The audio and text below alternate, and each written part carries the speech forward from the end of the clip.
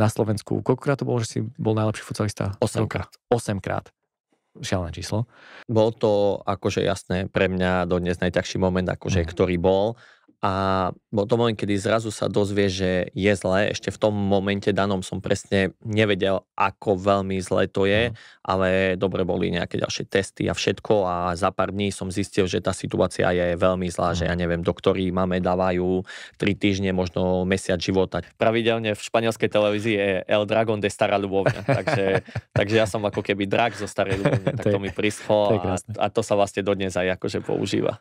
Ti to absolútne vyšlo. Odohral si fantastický zápas, tam sme boli aj spoločne, ja som bol ako mentálny tréner, som bol ako najlepší. Bude to asi aj tým. Ako... Ja si stále hovorím, že áno.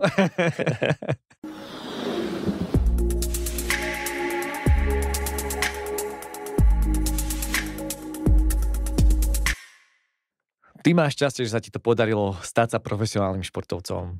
Tebe to stále sa nejak podarí. No je to však skutočne šťastie. Ako prekonať ťažké obdobie, ktoré v tej kariére nastane a prekonať ho? Ako ísť ďalej za tým svojím snom, ktorý sa zdá na začiatku úplne nedosiahnuteľný a preto je snom a neskôr sa stane cieľom. A ako nestratiť tú svoju motiváciu napriek tomu, že tie podmienky a to prostredie nie je také, aké by si možno že želal a chcel. A o týchto témach sa budeme baviť na dnešnom podcaste. A moje meno je Lukáš Tecák a vítam ťa pri sledovaní a počúvaní ďalšieho podcastu Za hranou výkonu. No a dnes sa spolu s mojím dnešným hosťom, Tomášom Drahom Drahovským, pozrieme, ako prekonal práve tieto prekážky. A ty mu stáli možno, že v tej ceste za veľkým snom na vtedajšiu dobu, a o tom trošku povie tiež viac. No a ten sen bol hrať v tom najlepšom futsalovom mužstve na svete. Vítam ťa, Draho. Ďakujem pekne za pozvanie aj za takéto pekné privítanie. Som veľmi rád, že si prijal túto pozvánku. Viem, že ste tu na reprezentačnom zraze, takže toho času nie je veľa a máte tie povinnosti celkom nasúkané, takže o to viac ďakujem pekne, že si našiel čas na dnešný podcast. A tak na príjemnú debatu a nejaké takéto príjemné stretnutie si myslím, že by som vždycky mal nájsť čas, alebo vždycky sa nájde aspoň trochu voľna, takže som rád, že tu môžem byť a že sa aj takto s tebou môžem stretnúť. No, ďakujem za tieto láskavé slová aj z tvojej strany, ak sme si takto pohádkali sa navzájom. Ďakujem. Aj to je potrebné. Aj to je potrebné, jasné. Vy, koho to nepoznáte, Draha, tak je to náš najúspešnejší a najviac dekorovaný futsalista na Slovensku. Koľkokrát to bolo, že si bol najlepší futsalista? 8-krát. 8-krát. Šialené číslo. A je to prvý Slovák v najvyššej španielskej súťaži futsalovej. Je to prvý Slovák, ktorý vlastne, a nielen Slovák, ale mimo Španielska a Brazílie, prvý hráč, ktorý dosiahol to, že sa stal najlepším strelcom v tejto španielskej lige. Je to hráč, ktorý dokázal sa presadiť v španielskej lige natoľko, že momentálne hrá vo svojom vysnívanom klube, ktorý je Inter Movistar, čo v našom ponímaní, keby sme sa bavili o futbale, je to niečo ako Real Madrid, alebo FC Barcelona možno, že skôr Real Madrid. Asi skôr Real Madrid, akože na nejaké futbalové pojmy by sme mohli úplne prirovnať, tak Inter Movistar je najúspešnejší tým v histórii futsalu ako také, nie len Španielska, ale aj svetovo, čo sa týka získaných trofejí a všetkého. To je úplne fantastické. A je zároveň najlepším strelcom slovenskej reprezentácie, myslím, že aj historicky.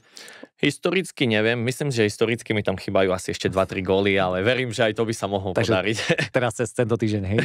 Dúfajme. To viem rád. No a to všetko znie síce krásne rozprávkovo, ale dostať sa tam asi nebola stále iba tá rozprávka a o tom dnes sa presne budeme s tebou baviť. Ako prekonávať tie ťažké chvíle, aby takúto rozprávku mohol niekto žiť, aj keď už tam si, aj to nie stále je rozprávka, že áno. No, je to pravda, nevždy je to len o tom peknom, ale veľakrát je to možno skôr o tých ťažších veciach a možno nie úplne pekných alebo príjemných, ale to si myslím, že k tomu športu ako takému celkovo patrí, ale nielen k športu, ale sa aj k životu. A tým pádom krásne sme premostili na teda prvú otázku rovno. Teda aká bola taká najťažšia prekážka, s ktorou si sa ako futsalista stretol a ako si ju prekonal? Tým, že vlastne ten futsal na Slovensku nie je úplne šport číslo 1. Tak ťažko povedať, či vyberiem úplne presne jednu jedinú, ale určite tých momentov, takých tých ťažkých v tej kariére bolo viacero. Už len keby som vyťahol jednu možnosť tých prvých, keď si veľa ľudí na Slovensku myslelo, že nemôžem hrať futsal, že na to nemám a že som slabý a neviem čo všetko ďalej, tak je pekné na to rád teraz po tých možno 10 rokoch, vtedy čo mi to povedali, spomínam a asi som ukázal a dokázal, že na to mám a že asi sa dokážem trošku viac presadiť ako len na Slovensku, takže možno toto bol jeden z prvých momentov. Potom momenty, možno také životné situácie, ktoré možno nesúviseli úplne so športom, tak to možno boli momenty, ktoré boli pre mňa ťažké a kde ani nie, že som musel hľadať motiváciu, ale skôr som prehodnocoval tú moju kariéru dovtedy a či možno by nebolo lepšie možno to dať trošku do ústrania a zase trošku inak myslieť aj v živote a nie len tým športom, čo pre mňa bol asi vždycky jedna z priorít, alebo taký ten veľký sen, čo som chcel dosiahnuť. Čiže možno aj to, a vravím, tých momentov bolo viacero, ale to boli skôr také, možno kedy som prišiel do klubu a nie všetci mi verili, alebo veľa ľudí si myslelo, že asi na to nie úplne mám, alebo že som možno taký slabší, ale ja som sa vždycky snažil cez to dostať a dokázať im, že na to naozaj mám. A to rozdielme na také dve časti, teda tie športové a tie osobné. Určite môžeme. A v tom športovom takéto, že tá spätná väzba, že nebude nikdy z teba futsalista dobrý, alebo že nemáš na to predispozície.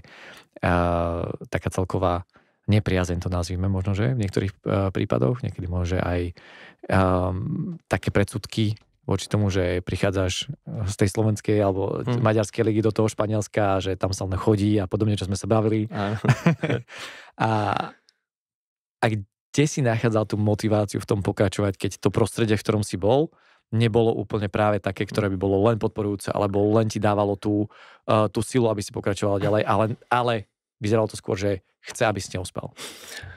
Vieš čo, prvý musím povedať, že ešte keď som bol na Slovensku, tak mi raz jeden fyzioterapeut, Daný Klačko, vravel, že mám obrovskú výhodu, že mám tú našu takú východniarskú natúru, takú tú tvrdú, že možno keby som práve ju nemal, že možno by som ani nešportoval alebo už nehrával, tak to som si zapamätal, ale tie momenty, ja som si vždycky v prvom rade nebral všetky tie názory úplne takto. Ja som tento šport alebo tie sny a tie ciele, ktoré som mal, som chcel robiť pre seba, sám sebe som chcel dokázať, že na to mám. Keď som možno ešte nehrával ani v tom Slovmatiku, tak som raz povedal sestre, že budem prvý Slovák, ktorý bude hrať španielsku ligu, ale nie preto, lebo ja som chcel, mal som ten sen a chcel som to dokázať. Ona sa na tom tiež trošku smiala a si hovorila, áno, však nikto tam v živote nebol, ale ty budeš ten prvý. Ja som povedal, áno, budem. A proste mal som postavené tie ciele a na to, aby som ich postupne dosiahol a aby prišiel ten moment, že by som sa do toho Španielska dostal. Takže bolo to skôr možno o tom, že som sám sebe aj veril, ale sám pre seba som chcel dokázať pre nikoho iného, aby o mne raz niekto povedal, že si dobrý, skvelý. Chcel som to dokázať sám sebe, že na to mám a že sa dokážem napríklad aj v tom Španielsku presadiť. Ako veľmi v tom hrala úloha tá láska k tomu futsalu, že baví ma to hrať, baví ma to, chcem sa zlepšovať, chcem sa posúvať, chcem dávať viacej gólov, chcem dávať viacej asistencií, pretože ty si bol v Maďarsku, kde ste vyhrávali vlastne všetko. Vtedy som bol aj s ďalšími Slovákmi, myslím, nie v tom týme. S Gabým Rikom a vlastne s Čechom, s Michalom Seidlerom. Takže enkláva, teraz momentálne z Plzne. A hrali ste, mali ste sa dobre, dostal si ponuku, si mi vravel, že ešte výhodnejšiu ostať v Maďarsku a naopak, dostal si potom v Španielsku o niečo menej peňazí, nevieš jazyk, nevieš, čo ťa tam čaká. A teraz zobrať to, nezobrať to, ísť za tým snom, aj keď to znamená znížiť si nejaký životný štandard, môže ísť do neznámeho, ísť do prostredia, kde nebude mať férku, nebude mať rodinu, kde bude mať ďaleko v podstate na reprezentačné zrazy od všetkých kamarátov.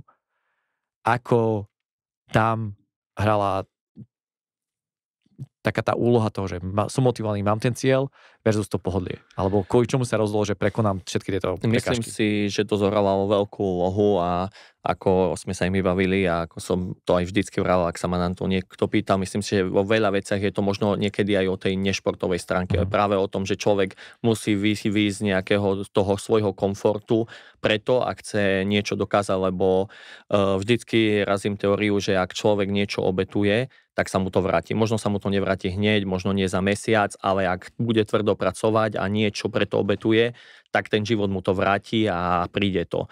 Takže tá motivácia jasne bola dôležitá. Ja som práve pre ten šport obetoval všetko a pre ten sen, ktorý som mal, aby som ho dosiahol. A nebolo to jednoduché rozhodnutie, ale pre mňa proste to bolo to jediné, čo akože som v tom momente chcel som si to dokázať a chcel som si ten sen splniť a za ďalšie musím povedať, že aj tá moja rodina mi v tom pomohla. Síce vedela, že možno budem ďalej, nebudem s nimi, ale boli tí, ktorí ma podporili a povedali, že by som mal ísť a mal to vyskúšať a že to budú dobré a že vlastne oni pri mne stať budú. A po prestupe do Španielska, keď si spomínal také tie prvé momenty, keď si tam prišiel, Slovák, nevieš jazyk, ideš do výrazne lepšej ligy, môžeme to povedať takto, keďže to je najlepšia liga asi na svete. Takže čo v tom momente si robil ako prvé? Kde si nachádzal to, že možno, že nehneď sa ti darilo, nehneď si hral, nehneď ťa všetci brali, že jej, draho, super, ako teraz sa tešíme vždy, keď ťa stretneme na repre. Ako si toto zvládol? Je pravda, že ten začiatok bol ťažký, pretože som prišiel bez jazyka, možno s nejakou predstavou, že veľa ľudí bude vedieť aspoň nejak anglicky, aby som vedel komunikovať a našťastie tam bol jeden spoluhráč, ktorý vedel anglicky, ktorý vedel dobre anglicky, takže bol ten, ktorý mi v tých začiatkoch pomáhal a ktorý mi všetko vlastne prekladal, ale mne do toho vstúpilo aj zranenie, takže ja som hneď asi po týždni bol zranený, lebo som mal natrhnutý sval, takže som bol asi 3 týždne mimo. Čiže aj ja tú prípravu som nestihol úplne možno tak, jak by aj oni očakávali, aby chceli, ale proste aj tam prišli momenty, že ešte som nebol úplne zdravý, ale bol už prvý ligový zápas a ja som ho proste chcel hrať a možno to nebolo úplne najlepšie a najrozumnejšie rozhodnutie, ale proste som chcel. A tie začiatky boli ťažké, tréner mi asi tiež úplne neveril a chvíľku som hrával, chvíľku som nehrával, ale stále som myslel na to, že som tu prišiel kvôli tomu jednému cieľu, aby som si dokázal na to, či na to mám a či sa sem dokážem presadiť a že proste tak, ako som možno predtým mimo tých tréningov a všetkého pracoval na tom, aby som sa zlepšoval, tak proste musím to robiť aj tu a veriť stále v tie moje schopnosti, že postupom času, keď sa aklimatizujem na tie všetky podmienky, ktoré tam sú, tak sa budem viac a viac presadzovať. Prídeš do nového klubu, nevieš jazyk, máš tam jedného, čo ti prekladá teda. 3 týždne zranenie. Aký bol ten tvoj mentálny stav v tom momente, že čo si môže povedal v tom momente, alebo bol si, neviem, takýmto spôsobom, že dole?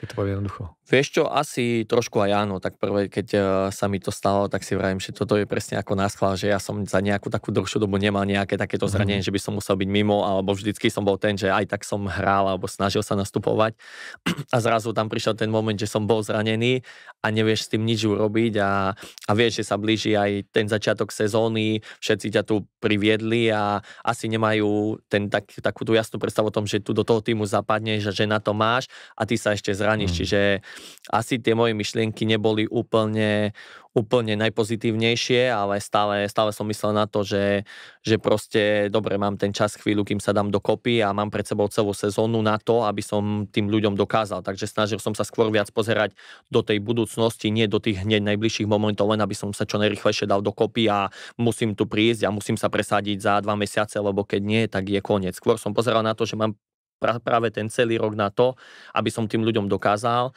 a aby som sa dokázal presadiť. Takže taký urobí krok späť od toho celého s takým tým odstupom toho, že áno, teraz sa mi toto deje, neprepadnúť tomu, ale uvedomiť si naozaj, že tá sezóna má 10 mesiacov a ešte ten čas môj príde a nepanikáriť. Myslím si tiež, áno. Myslím si, že to bolo hlavne o tom prísť a pozerať na to trošku viac aj s takou kľudnou hlavou, čo si myslím, že aj mne to veľakrát v tých zápasoch pomáha, že ja v tých zápasoch nebývam veľmi nervózny alebo sa snažím byť kľudný a na tie všetky tie veci pozerať s takou chladnejšou hlavou, čiže aj to mi viac menej pomohlo, že som ten pohľad na to taký mal a že som sa snažil sústrediť len na tie postupné kroky, ktoré som si zadal, ale pozerať na tú celú sezónu ako takú, že mám stále tých 10 mesiacov na to, aby som sa dokázal presadiť. Takže mal si aj nejaký taký plán, že na čo musíš postupne zapracovať? Povedzme, prišiel si do toho Španielska, máš nejaké schopnosti, ktoré si doniesol z toho Maďarska a teraz zamyslel si nad tým, že čo musím spraviť preto, aby som sa presadil? Áno, tak už Už od tých začiatkov toho každého tréningu, ešte keď som bol zranený, tak tým, že som netrenoval, ale na tom každom tréningu som bol, tak videl som, ako sa trénuje, aký je prístup hráčov a všetko okolo toho, čiže vedel som, že a ja budem musieť viac možno zapracovať na defenzíve, budem musieť tie situácie riešiť rýchlejšie, na čo som možno z Maďarska nebol až taký zvyknutý, lebo som mal viac času a vedel som, že na toto budem musieť dať väčší dôraz, aby som tie situácie hral rýchlejšie a možno keď príde ten moment, kedy ja viem využiť možno tú svoju schopnosť 1-1, tak vtedy možno to môžem spomaliť a riešiť inak, ale v tej hre ako takej budem musieť v tomto viac zabrať a samozrejme, že budem musieť vedieť hrať viac fyzicky. A s tým súviseli ďalšie veci, posilka a všetko ostatné okolo toho, že viem, že aj fyzicky budem musieť pracovať na tom, aby som bol ešte pevnejší, silnejší, aby som tie súboje a to všetko zvládol. A toto je úplne fascinujúce, ako ty vnímaš ten futsal, že ty si dokážeš tak rozanalizovať do nejakých úplne malých nejakých častí, ako vyzerá tvoja hra, ako vyzerá hra tvojho supera, aj stále keď sa o to bavíme, tak mňa fascinuje to, ako ty sa na to pozeráš úplne ináč, že sú veci, ktoré môže si divák nevšimne, môže ani spoluhráči koľkokrát si tie veci nevšímajú.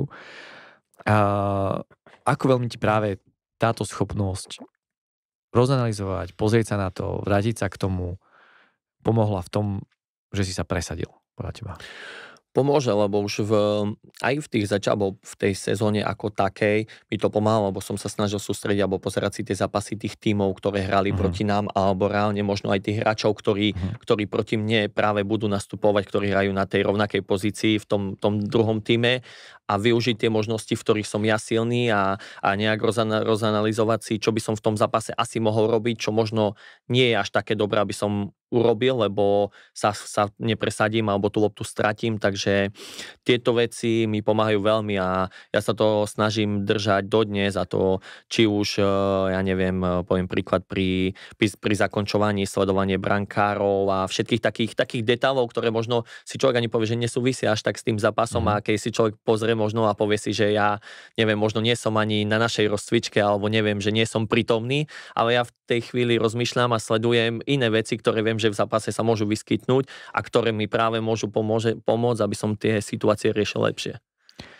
A aj toto, keď kto pozerá, alebo kto to práve počúva, tak naozaj všimnite si, ja dám do pozornosti tú dôslednosť v tom, že nie je to o tom tréningu, je to presne o tých ďalších veciach. Aj my sme sa o tom bavili, že proste je to robota, o tých 8 hodín a nie je to o tom tréningu, otrénovať si a odcvičiť si, ale zamýšľať sa, pozerať sa na to, ako sa správajú tí superi, čo robia, akým spôsobom. A myslím si, že toto je takisto veľmi dôležité pochopiť aj z toho, čo ty hovoríš. Pre mňa je to fascinujúce, že ako tie skladačky vlastne vytvárajú to v podobkách to šťastie, že som sa presadil. Takže jednoducho mnoho ľudí môže nevidieť tú prácu za tým, že áno. Áno, v tomto máš úplnú pravdu, že tak je jednoduché sa pozrieť na zápas alebo na tréning a zhodnotiť to a povedať si, ale za tým je o mnoho viac práce, o mnoho sledovania, ale to je o tých tréneroch jednoduché prehrať zápas a vhodiť to na trénera, ale tá robota, ktorú tu tréneri musia pripraviť, či už je to videom, niečím, rozanalizovaním, to sú tiež hodiny a hodiny, ktoré sú mimo tých tréningov a takto mi to vravel aj tréner ešte v Španielsku, že vy tu prichádzate do práce. Akože je to tiež, ako vaša práca je super, je fajn, že je to šport, ktorý milujete a máte tú obrovskú výhodu, že robíte to, čo vás baví, ale je to tiež nejakým štýlom práca. Nekončí to na tom danom tréningu. Nekončí to tým, že ty si to trénuješ, osprchuješ sa a ideš domov.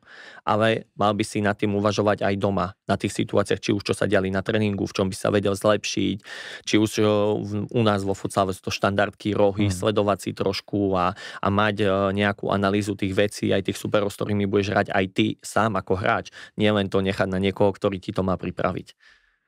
Takže osobne sa zainvolovať práve do toho, že ako ja chcem pôsobiť v tom celom, že nastavenie toho týmu aj z taktického hľadiska a odsledovať si tie nuancy, ktoré môže ten videotréner alebo asistent nedokážu si všimnúť. No ak si reálne povieme a zamyslíme sa nad tým, tak tým hráčom to vie oveľa viac pomôcť. Ak by som to vedol na názornom príklade, že my dvaja naproti sebe nastúpime a ja si odsledujem nejaké tvoje videá a budem vedieť, čo robíš, ja neviem, že si silný v situáciách 1-1, ale že si to napríklad hádžeš len na pravú nohu, tak už sa viem v tom zápase pripraviť a už mi to pomôže v tom, že keď príde možno nejaký ten kritický zlomový moment, tak ja ťa obraním, lebo mám ťa trošku napozeraného, napoznaného a viem tie situácie takto zhodnotiť, lebo som sa na ne dopredu pripravil. Super. A v Cartagene si sa teda presadil nakoniec? Koľko to asi trvalo, kým teda tréner ti začal veriť a kým videl spoluhráči, že ti môžu veriť? A Vieš čo, bolo to popravde také celé zvláštne. Ja som si vybral Cartagenu aj preto, lebo som vedel, že tam bude 9 hráčov tej základnej zostavy, zvyšok budú mladí, takže je tam tá možnosť, že by som mal dostať šancu hrávať a to, ale trvalo to rôzne, ale asi možno nejakých 6 mesiacov trvalo, kým som začal nejak tak nastúpil som v zápase, hral som viac, menej, tak rôzne, akože striedalo sa to, ale takých 6 mesiacov bolo a potom, kedy som už akože začal nastupovať normálne, ale boli rôzne momenty, že sme hrali tréningový zápas s jedným tímom a ja som nenastúpil ani na minútu. A to je moment, kedy si povieš, tak čo sa tu deje, že my hráme len tréningový zápas a ja som nedostal šancu ani v tréningovom zápase. Čiže niekedy boli momenty aj u mňa, že vlastne skončil ten zápas a povedal som si, možno to bude trošku zlé, ale v tom momente som si povedal, že ja budem robiť všetko preto, aby som sa dokázal ja presadiť, aby som si možno ja vybavil lepší kontrakt na novú sezónu, či to bude tu alebo v inom týme, ale trošku bol moment, kedy som aj ja myslel viac na seba, ako možno na ten tím. Ale týždeň na to zrazu prišiel zápas a hral som v prvej štvorke, čiže to boli také momenty, ktoré sa striedali a myslím si, že u mňa bol zlomový ten hat-trick, ktorý som dal v Barcelone, na ktorý ja dodnes veľmi rád spomínam a myslím, že aj veľa ľudí. Takže to bol asi u mňa ten zlom v tom týme, že zrazu som sa možno posunul aj z tej pozície, keď som bol normálny hráč, ktorý nastupoval normálne do postavenia, že som začal byť v tom týme jeden z najdôležitejších. Že už aj tá hra, aj to všetko okolo začínala na mne stať. Ja si doteraz pamätám ináč taký ten clickbait nadpis, ktorý myslím, že mali, neviem teraz, ktorý portál to mal, že Slovák strelil v Barcelone hat-trick. To si Nie, to ešte tento. Dodnes sa to ešte stále dá niekde nájsť. Aj v niektorých tých slabších momentoch si to rád pozriem a pripomeniem, že sú to krásne góly. Úplný súhlas. No a teda v Cartagene sa presadil a teraz prejdeme práve k tomu osobnému životu.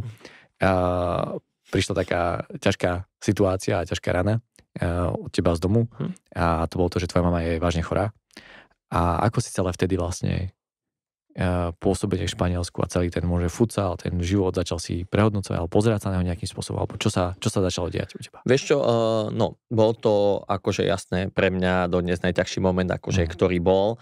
A bol to moment, kedy zrazu sa dozvie, že je zlé. Ešte v tom momente danom som presne nevedel, ako veľmi zlé to je, ale dobre boli nejaké ďalšie testy a všetko a za pár dní som zistil, že tá situácia je veľmi zlá, že ja neviem, doktori máme dávajú 3 týždne, možno mesiac života, čiže tá situácia bola zlá v tom, že mne takisto ostával už iba víkend na to, aby som odohral ligový zápas posledný. Ak by sme vyhrali, tak by sme postúpili do play-off a tak ďalej, ale bol to akýby posledný ligový zápas. Takže tie myšlienky sú doma a čakáš iba na informácie, čo sa deje, lebo nevieš vlastne s tým nič spraviť a vlastne keď sme dohrali zápas, tak ja som hneď vlastne išiel za prezidentom, my sme síce ešte mali trénovať a niečo také, lenže moju mamu čakala operácia, takže ja som prišiel priamo za nimi, za prezidentom a povedal som, že je taká situácia, že ja proste musím cestovať domov a ja cestujem domov.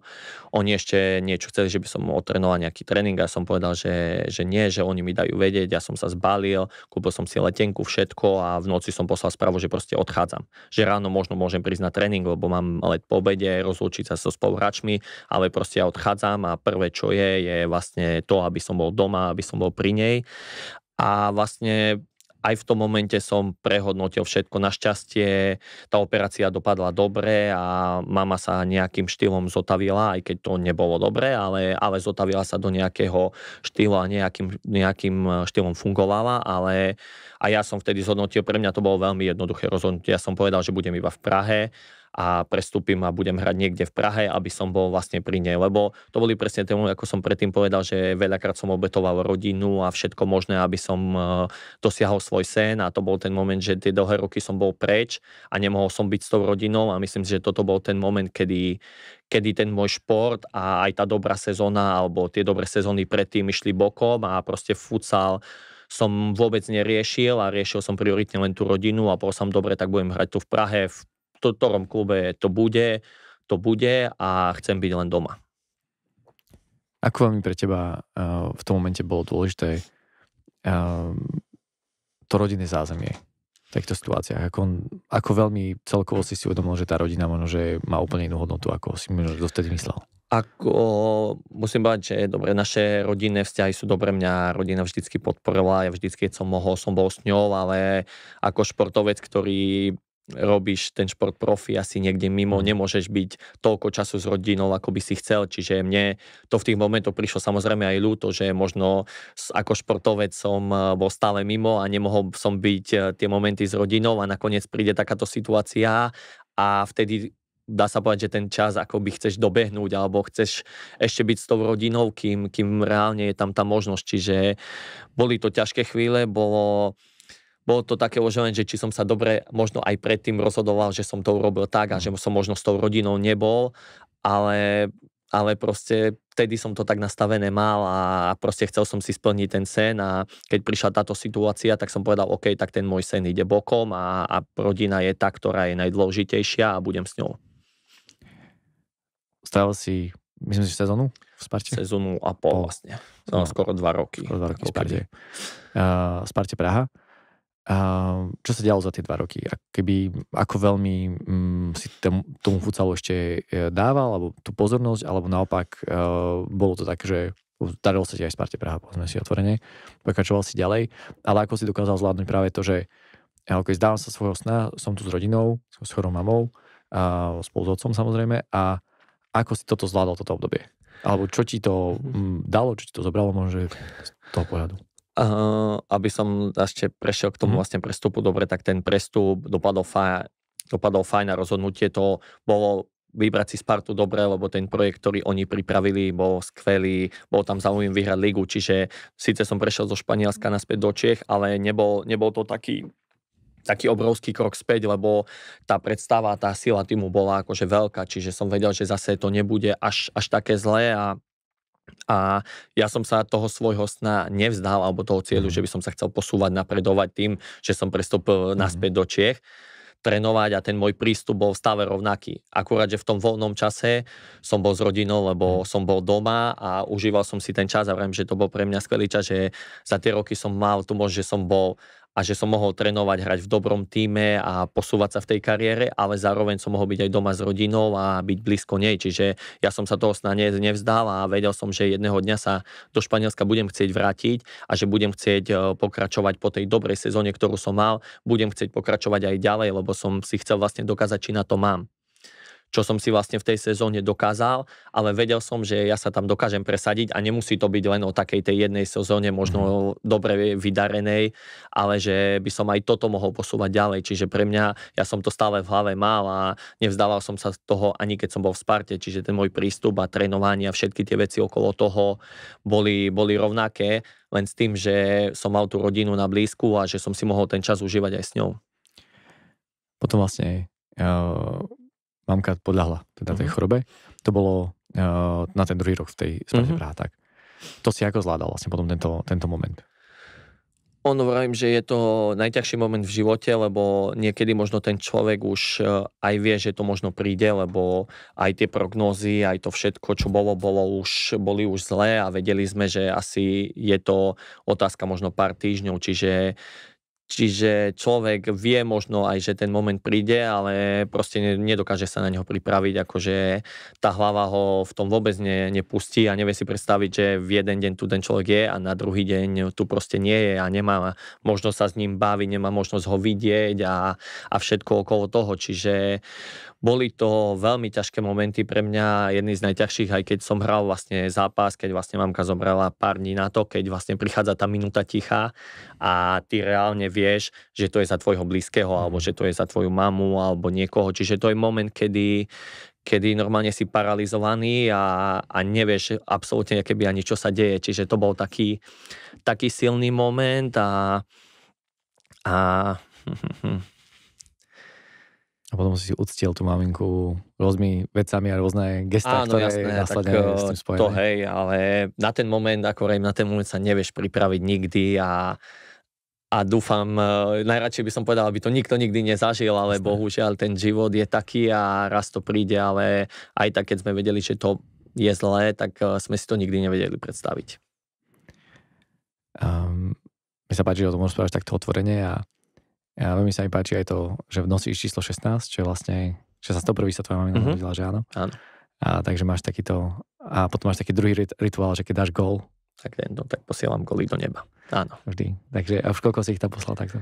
No neviem, už dlho. Akože v prvom momente som to ešte keď ja som to začal robiť aj predtým, alebo robil som to aj predtým, lebo tie góly som posielal môjmu detkovi, ktorý bol môj veľký fanúšik a veľký fanatik. On síce tú moju éru futsalovú nezažil, on ma zažil ešte keď som bol ako chlapec a keď som hrával futbal, ale bol môj veľký fanúšik, chodil so mnou na turnaje a všade možne a vlastne on hrával futbal, priviedol k futbalu vlastne môjho otca, otec mňa, takže aj jemu vďačím za niečo, čo má, možno nejaký talent a možno aj tú nejakú mentalitu, čiže tie góly som najprv posielal jemu a teraz to mám takto, že posielam tie góly aj jemu a vlastne aj mamine. On sa vrátil naspäť do Španielska po takomto ťažkom období, do Santa Colomy. A to bol taký veľký zlom asi v tvojej kariére, práve tvoja štácia v Santa Colome.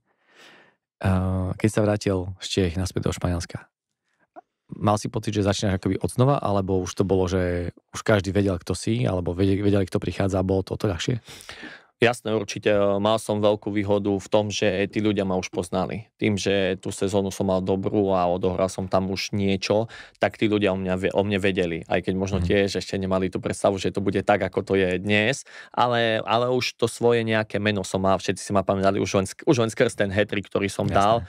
Čiže už len ten si ma všetci pamätali. Takže môj vstup naspäť do Španielska bol v tomto oveľa jednoduchší. Aj čo sa týka tých ponúk a všetkého, aj keď dobre u mňa vyhráva Santa Coloma, ale tak to bolo jasné, lebo mňa si tam vlastne vybral tréner, ktorý mňa dokázal presvedčiť ešte v tej dobe, keď vlastne mamina bola na svete a vlastne on ešte trénoval na Ukrajine, tak mi povedal, že on bude trénovať v Španielsku a že keď tam bude, takže vlastne ma chce v tíme. A že vie, že mám ťažkú situáciu a vravíš a už len v tom jeho prístupe a správaní ma presvedčil a aj on bol vtedy otvorený, vraví, že ja ťa tam proste chcem a ja urobím všetko preto, aby si mohol cestovať. Ja ťa kľudne každé 2 týždne pustím na 4-5 dní domov, aby si mohol byť s rodinou, ale proste chcem, aby si bol v týme, ale aby si bol aj s rodinou, aby si to mal všetko fajn. A vlastne za pár týždňov na to on vlastne prestúpil skôr do tej Santa Colomy a hneď bol prvý moment, ktorý bol hneď mne písal a chcel ma presvedčiť. Ja som mu vysvetlil situáciu, lebo v tej dobe sme už vedeli, že je dosť zlé a že mamina tu asi veľmi dlho nebude. Takže som mu vysvetlil, že to nie je možné, ale že asi od leta to bude inak. Čiže vlastne aj keď vlastne tá moja mamka odišla, ten mesiac bol zlý a potom som zase začal uvažovať nad tým, čo ďalej a to moje rozhodnutie bolo, že asi by bolo dobre vrátiť sa opäť do Španielska a pokračovať v nejakej tej ceste, ktorú som si nastolil a ktorú som mal a že toto bude možno aj ten ideálny moment. A potom išiel teda takýto prestup a mal si obrovskú teda dôveru toho trénera, ktorý tam vedel, ktorý vedel tvoje schopnosti, vedel, že čo dokážeš. Proste ma aj asi zavolal. A mal si fantastickú sezónu, kedy sa stal tým najlepším strelcom. A je to taký vtipný názov. Bol to, že Pičiči.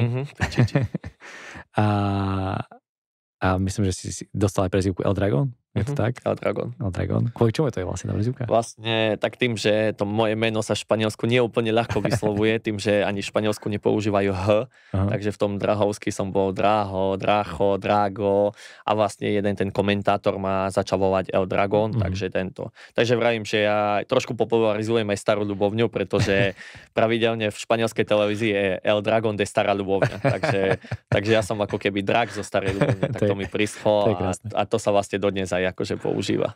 To je krásne. No a ako išla kariéra ďalej, tak ty si pred majstrovstvami Európy vlastne podpísal Inter Movistar. Tak? Tak. A prišli majstrovstvá Európy, kde ti to absolútne vyšlo. Odohral si fantastický zápas, tam sme boli aj spoločne, ja som bol ako mentálny tréner, som bol ako najlepší. Bude to asi aj tým. Ja si stále hovorím, že áno. A bol to fantastický úspech. Bolo také dobré obdobie asi v tom živote. Proste darilo sa ti v klube, reprezentácia historicky postúpil na majstrovstvá Európy. Tam sme to zvládli úplne parádne s tým Chorvátskom. Každý si pamätá tvoj gól od polovice. Potom tú penáltu, ktorú si nekompromisne premenil. alebo úplne krásne momenty. Aj tie naše oslavy potom stali za to, že áno. Presne. Tie oslavy máme silné, to je pravda. Tak to my vieme. A prišiel prestup do najlepšieho klubu historicky, aj celkovo vo futsale. S tým prišiel samozrejme obrovský tlak a očakávania, diváci majú na teba takisto nejaké očakávania. Ako si zvládol a čo ti pomohlo zvládnuť tento tlak a tieto očakávania, ktoré od prvej minúty proste ty si prišiel, ty vlastne myslím, že odišiel aj najlepší strelec toho týmu a ty si prišiel ako náhrada za neho. To znamená, že nikto sa nehral na to, že ty si prišiel zahrať, každý prišiel, že ty si prišiel dávať tie góly. Asi tak nejak. No. A je to asi obrovské bremeno, alebo viem si predstaviť, že to môže byť obrovské bremeno. Ako si sa s tým vysporiadal? Lebo je pravda, že tá moja pozícia, v ktorej som ja prichádzal do Interu, už nebola možno ako keď som prichádzal prvýkrát do Španielska, alebo aj druhýkrát, kedy mi možno tréner veril, ale prichádzal som tam akože ako strelec a hráč, na ktorom aké by to malo stáť a ktorý by v tých zápasoch mal rozhodovať a mal dávať tie góly. Čiže tá moja pozícia ešte v takomto týme ako Inter, kde vlastne nič iné ako víťazstvo sa nebere a je tam tlak na všetky trofeje, ktoré sa hrajú zvíťaziť. Proste ani v finále sa neráta ako úspech. Ak to finále nie je vyhrané, proste je to neúspech. Čiže ten tlak od toho vedenia cez všetkých je iný. Do toho mne možno nezahral úplne faktor, že mňa si tam vybral vlastne to vedenie a tréner, ktorý tam bol, ktorého vlastne v marci ako keby vyhodili. Ukončili s ním kontrakt, takže on do konca sezóny odtrénoval a odišiel a prišiel nový tréner, ktorý možno by si ma vybral, možno nie, to už človek nevie. On povedal, že áno, ale môže to tak byť a nemusí. Čiže aj v tomto to bolo zložitejšie a myslím si, že mi pomohlo to, že prišiel som tam aj na to, ako to bol veľký klub, tak tam boli medzi hráčmi veľmi dobré vzťahy. Tí hráči boli otvorení, priateľskí, snažili sa pomôcť. So mnou prichádzal jeden spoluhráč, ktorý so mnou hrával v Santa Colome, čiže v tomto som to mal jednoduchšie, že už som tam mal aj človeka, o ktorého by som sa vedel možno trošku oprieť v niektorých situáciách. A prvé, čo ti najviac pomôže, je to, že nastúpiš do zápasu a dáš gól. Dáš ten prvý gól, ktorý vlastne potrebuješ dať na to, možno aby z teba opadol ten stres a nečakalo sa a nezačali byť tie reči, že a dobre, tak on dohral 3-4 zápasy, prišiel tu ako strelec a nedal ešte gól. Čiže v tomto mne pomohlo to, že hneď, myslím, že aj v prvom zápase hneď som dal gól, čiže aj ten taký trošku možno stres, ktorý bol vyvianý na mňa, opadol, lebo som ten prvý gól dal a potom už to išlo postupne. Ale je to o tom, že človek si potrebuje vydobiť tú trošku pozíciu aj toho strelca. Síce ľudia vedia, že tam prichádza ako strelec, ale v tom týme každý chce dať gól, každý hrá nejak možno o svoj kontrakt, o to všetko, čiže aj v týchto situáciách si možno niekedy ten človek musí byť taký viac sebecký a možno viac pozerať na seba, aby si vydobil tú pozíciu, čiže ten môj fokus bol trošku na to, že áno, fajn, ale tu sa od teba čaká, že máš dávať góly. A to je ťažká pozícia dávať góly, vždy. A hlavne, keď s tým v podstate ľudia rátajú, že... No nie je ťažká, ak dávaš góly. Ak nedávaš, je to horšie, ale...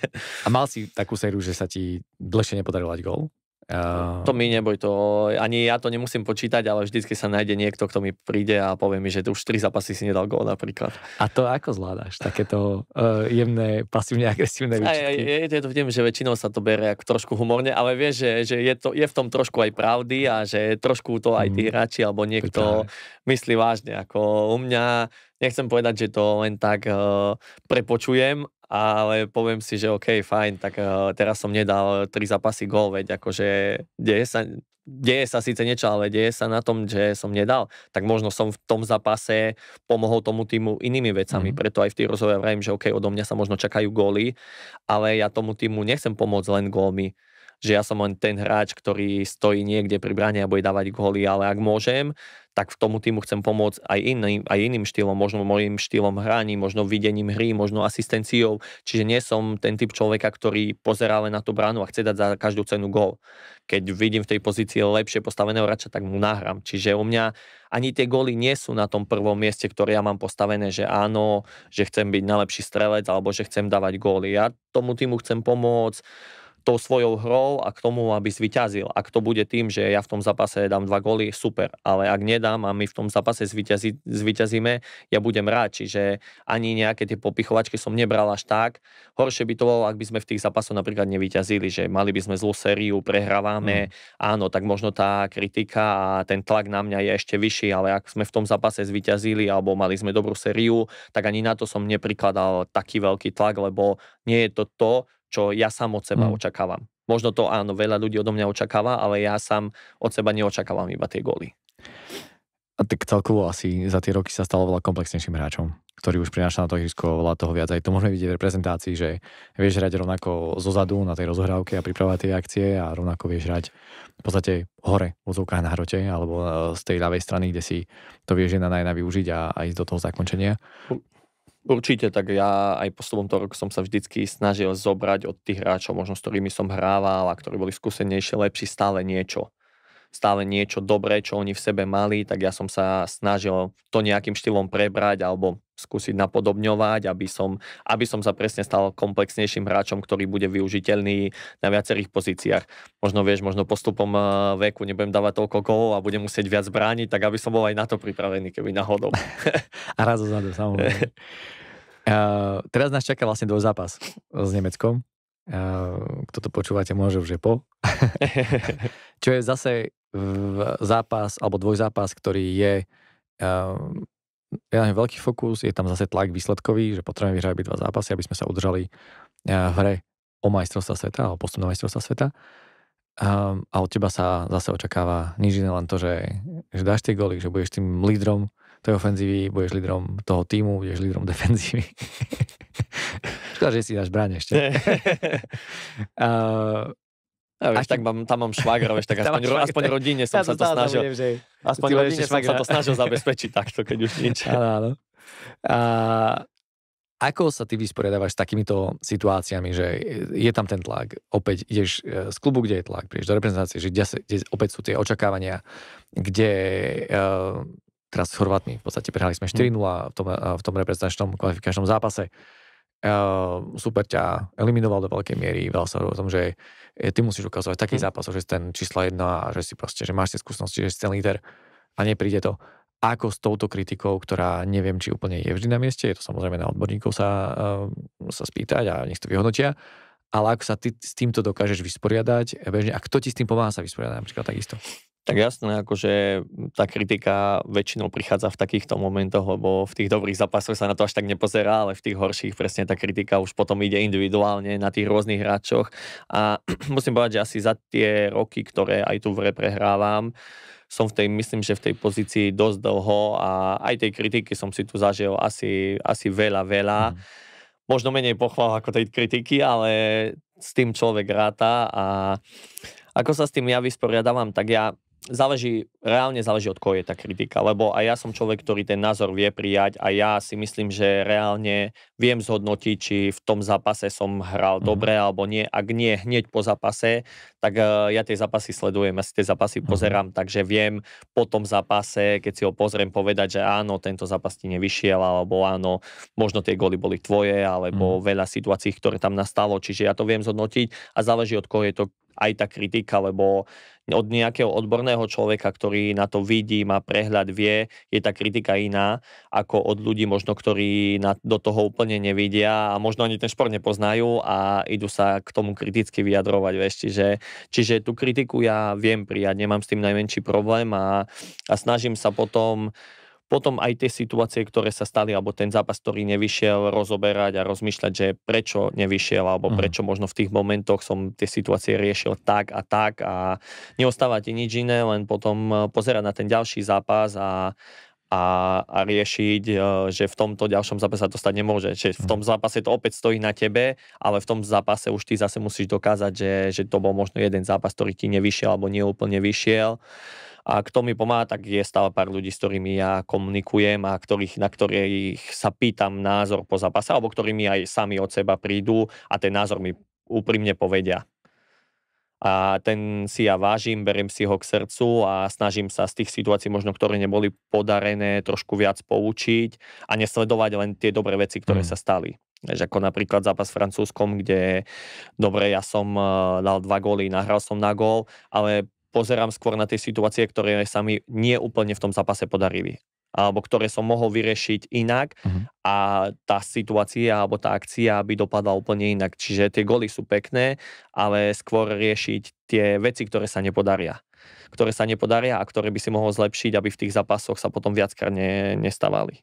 Mne sa páči, že z každého takéhoto akoby v úvodzovkách neúspechu, alebo to je taká otázka, čo je úspech, čo je neúspech, ale z niečoho, čo sa nepodarí úplne podľa predstav, ty neskladáš zbranie, naopak sa snažíš z toho vlastne aktívne poučiť, zobrať si niečo z toho ďalej do ďalšieho fungovania, ďalej sa zlepšiť, ďalej sa posunúť, aby som vedel. Zároveň, a mne sa páči, ako si rozširuješ tú svoju úroveň kompetencie v tom futsale, že začal si možno nejak, že hlavne ako strelec, proste v tom útoku, postupne vlastne aj do tej obrany, do tej rozohrávky a zväčšuješ ten tú tvoju univerzálnosť a komplexnosť ako hráča. A to je určite skrz aj toto vlastné učenie sa takýmto spôsobom. A ako veľmi ti pomáha to, že máš napríklad ale stabilitu doma. Že proste prídeš domov, máš tam manželku, krásnu manželku, s ktorou sa máte veľmi radi a veľmi vám to ladí. A akým spôsobom toto je pre teba aj ten, nazvime, ten základ toho tvojho výkonu? Myslím si, že to má veľmi veľký podiel na tom, že aj v tých zápasoch alebo v niektorých tých som kľudný, že mám tú pohodu doma, že máme krásny vzťah a že možno veľa vecí nemusím riešiť doma, lebo sa stará o to moja pani manželka, ktorá sa vždycky snaží robiť všetko preto, či už je to pred zápasmi alebo hocikedy, aby ja som bol v pohode, aby ja som bol kľudný, aby som bol pripravený na zápasy a nemusel riešiť možno niektoré také maličkosti a veci okolo toho. Takže v tomto určite ťa ten človek odbremení od situácií, ktoré možno sú maličkosti, ale proste zaberajú ti tú myseľ a to všetko, tú koncentráciu a to ja mám dobre, že to nemusím riešiť, pretože tá moja pani manželka sa o tieto veci stará a snaží sa vždycky mi výjsť v ústrety v tom, aby som aj ja na tieto situácie bol čo najlepšie pripravený alebo čo najviac odbremenený, aby som sa proste mohol koncentrovať len na ten svoj výkon a na tie zápasy, ktoré ma vlastne čakajú. Ty to máš úplne ukážkovo nastavené z toho hľadiska mentálu a preto to dnes sedíme, pretože ten tvoj životný príbeh doterajší hľadiska toho futsalu a toho fungovania celkového, čo všetko si prekonal a ako to máš nastavené, je naozaj pre mňa taká case study toho, ako by to malo asi vyzerať alebo ako by to malo fungovať v tom živote toho športovca. Takže ďakujem ti veľmi pekne za veľmi otvorený rozhovor o týchto veciach, ktoré naozaj sú podstatné ako aj hodnotovo, aj z hľadiska toho fungovania na tom ihrisku. A ja mám na teba takú jednu poslednú otázku, ktorú sa pýtam každého, tí, čo nás počúvate, už viete, čo príde. Takže ak by si mohol dať na obrazovku na štadióne na majstrovstvách sveta, v tomto prípade o futsale, nie o futbale, na ktorý sa díva, neviem, asi nie miliarda ľudí, ale určite milióny ľudí to sleduje. Dúfajme, že áno. Čo by si tam dal? Športovú, alebo môže byť... Hoci, čo by si chcel odkázať ľudstvu a ľuďom všetci, čo to pozerajú, aby si nezanechal taký nejaký impact, ktorý by rezonoval do toho sveta. Keby som mal vybrať športovú, tak je to tá, o čom sme sa mali v rozhovore už, že ak človek niečo robí s láskou a preto niečo obetuje, tak sa mu to vráti. Ak to bude robiť tvrdo, poctivo a obetuje preto niečo, tak mu to ten život vráti, alebo ten daný šport, lebo myslím si, že to tak je. U mňa to tak bolo strašne veľakrát, čiže ja sa týmto motom držím. A keby to bola možno mimo športová, tak aby ľudia robili to, čo ich baví a hlavne, aby si užívali ten čas, lebo nevedia, v ktorom momente sa čo môže zmeniť a možno nebudú mať tú možnosť si ho takto užiť a s tými, s ktorými chcú. Draho, z tohto ide veľká aj tvoja skúsenosť, čo si práve povedal, takže ďakujem ti ešte raz veľmi pekne za tento rozhovor, aj za tieto posledné slová. A milí diváci a poslucháči, lúčim sa s vami z tohto podcastu. Draho, ešte raz ďakujem a počujeme sa na budúce. A ja ďakujem veľmi pekne za rozhovor. Majte sa. Majte sa.